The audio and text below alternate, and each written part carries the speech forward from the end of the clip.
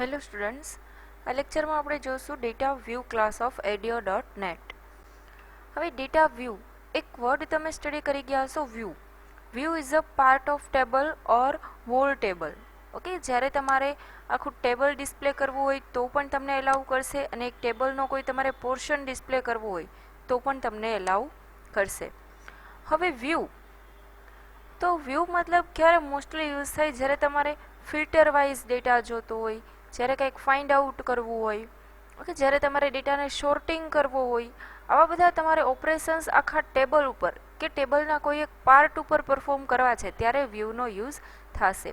એ વ્યૂને આપણા ડેટાબેઝમાં યુઝ કરવા માટેનો ક્લાસ છે ડેટા વ્યૂ. જે રીતે આપણે data table, data row, data column, data set, data adapter, data reader આ બધા ક્લાસ જોઈ ગયા, એવી જ રીતે આનો ક્લાસ છે ડેટા વ્યૂ.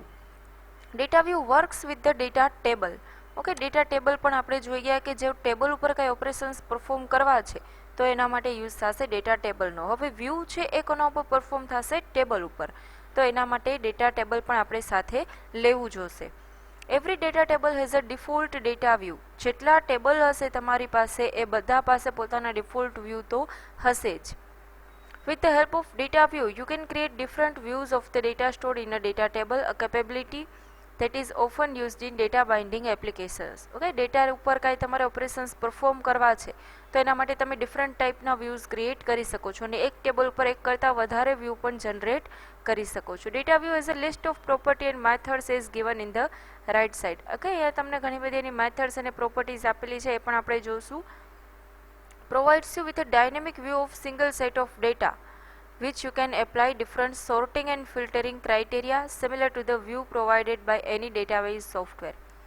વ્યૂ છે એ જનરલી ફિલ્ટર કરવા માટે કે સોર્ટિંગના ઓપરેશન્સ માટે વધારે પડતો યુઝ થાય છે. Have important properties like short and row filter. Okay, sorting માટે એના પાસે પ્રોપર્ટી છે સોર્ટ, એન્ડ ફિલ્ટરિંગ માટે પ્રોપર્ટી છે row filter. Row wise filtering કરશે. Does not affect the actual data stored in the data table.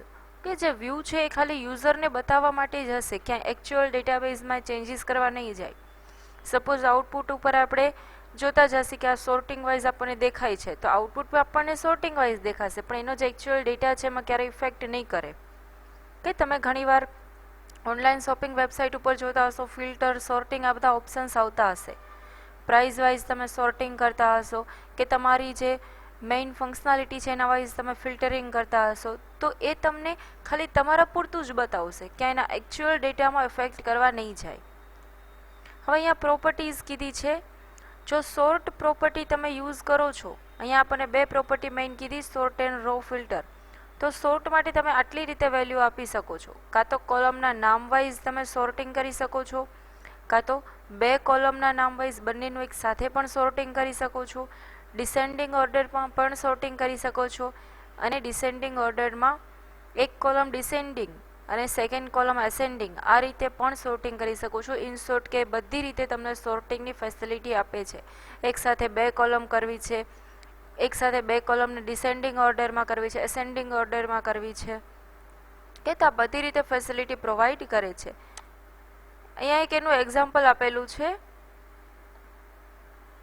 કે data view ડીવી equal to new data view. આ રીતે જે આપણે એનું કન્સ્ટ્રક્ટર કોલ કરી છે, જ્યારે કન્સ્ટ્રક્ટર કોલ કરશો કન્સ્ટ્રક્ટરની અંદર જ તમારા ટેબલનું નામ આપી દેવાનું રહેશે. ઓકે, અહીંયા જે ટેબલનું નામ છે કમ્પલસરી એ જ તમારે આ કન્સ્ટ્રક્ટરની અંદર જ આપી દેવાનું રહેશે. અને કઈ કોલમ ઉપર તમારે સોર્ટિંગ કરવું છે તો અહીંયા સેકન્ડમાં એ કોલમનું નામ પણ આપી શકો છો. જો ડિસેન્ડિંગમાં કે એ રીતે કરવું છે તો આ રીતે પણ રાઇટ કરી શકો છો. કે અહીંયા એની સિન્ટેક્સ આપેલી છે સેકન્ડ રો ફિલ્ટરની. રો ફિલ્ટર ઇટ મીન્સ કે ફિલ્ટર જે તમે ફિલ્ટર ટેબલ ઉપર પરફોર્મ કરતા, લાઇક ઓપરેટર કે એ પર્સન્ટેજ, એટલે કે એથી જે નામ સ્ટાર્ટ થતા હોય કોલમની અંદર એ રીતે તમને ફિલ્ટર કરીને આપશે, ઓનલી એટલા જ. ઓકે, ત્યાર પછી અહીંયા છે row filter column name. Direct કોલમના નામ ઉપર પણ તમે ફિલ્ટર કરી શકો છો, કે જેની વેલ્યુ 50 હોય એ જ ડિસ્પ્લે થવી જોઈએ, તો એ રીતે પણ તમે આપી શકો છો. અને જેનું નામ ABC હોય એટલા જ ડિસ્પ્લે થવા જોઈએ, તો એ રીતે પણ તમે ફિલ્ટર કરી શકો છો. અગેન અહીંયા એનો પણ ફિલ્ટરનું પણ એક્ઝામ્પલ આપેલું છે. એમાં પણ કન્સ્ટ્રક્ટરમાં ટેબલનું નામ જ એન્ટર કરવાનું પેરામીટર તરીકે, અને એમાં ફર્સ્ટ નેમ ઇક્વલ ટુ આ રીતે પણ તમે આપી શકો છો. આ છે કોલમનું નામ, અહીંયા છે એની વેલ્યુ. કે આ લાઇકવાઇઝ ઓપરેટર તમારે પરફોર્મ કરવો છે તો આ રીતે પણ આપી શકો છો. કંઈ તો હવે જોઈએ આનું એક એક્ઝામ્પલ પ્રેક્ટિકલી, કે આ રીતનું આપણે આઉટપુટ જોશું કે અહીંયા એક ડ્રોપડાઉન લિસ્ટ હશે. જે કોલમનું નામ તમે અહીંયાથી સિલેક્ટ કરશો એ કોલમના નામ વાઇઝ આખું ટેબલ સોર્ટિંગ થઈને આવશે. સોર્ટિંગ ઇટ મીન્સ કે એસેન્ડિંગ ઓર ડિસેન્ડિંગ. Okay, ABCD wise. અહીંયા એક ડ્રોપડાઉન લિસ્ટ લીધેલું છે અને સાથે એનું કોડિંગ પણ આપેલું છે. જોઈએ આપણે આ એક્ઝામ્પલ. સૌથી પહેલાં તો એનું આઉટપુટ તમને બતાવી દઉં.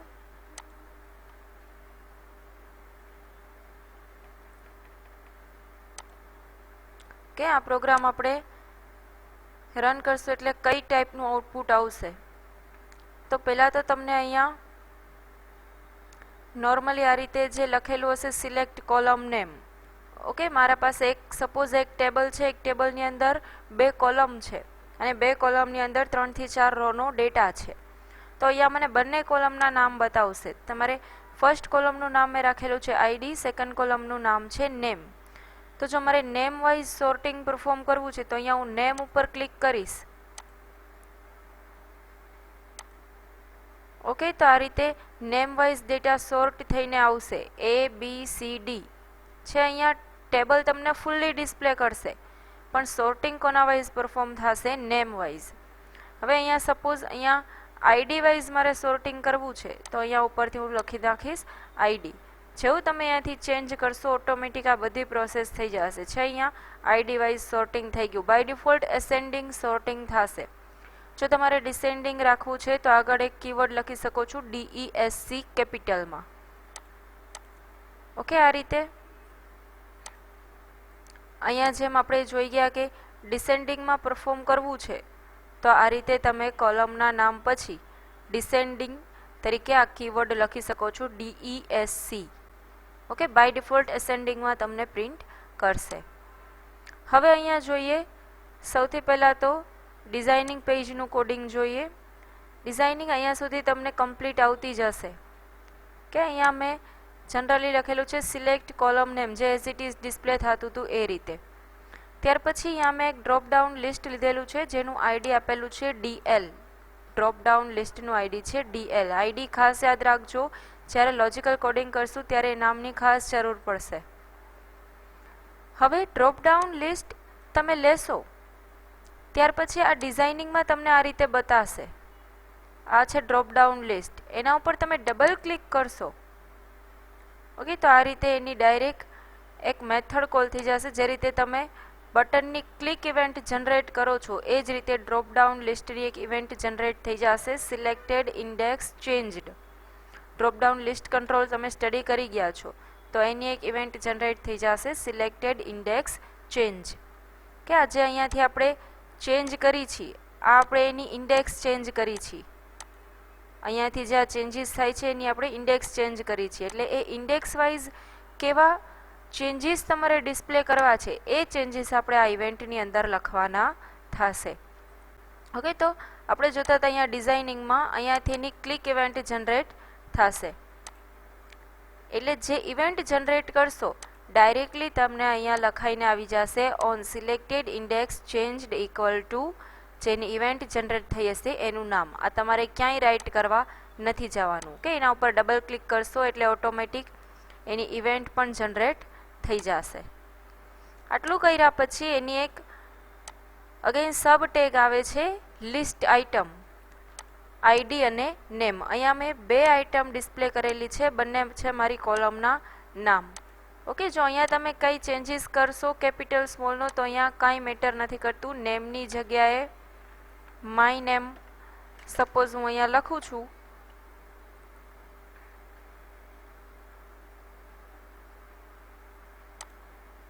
ઓકે, અગેન ફરીથી તમે રન કરશો રીરન તો જ્યાં નેમ લખેલું હતું ત્યાં કોલમના નામની જગ્યાએ માય નેમ લખેલું આવી જશે. ઓકે, અને એના વાઇઝ જે ડેટા છે એ ડિસ્પ્લે થશે. ઇટ મીન્સ કે અહીંયા જે કંઈ ચેન્જીસ કરશો એ તમારા ક્યાંય કોડિંગમાં ઇફેક્ટ નહીં કરે.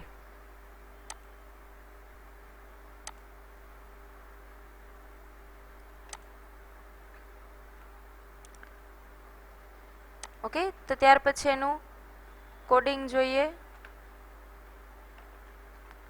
ડ્રોપડાઉન લિસ્ટ અહીંયા ટેગ ઓવર કરી દીધી. ત્યાર પછી લીધેલું છે ગ્રીડ વ્યૂ.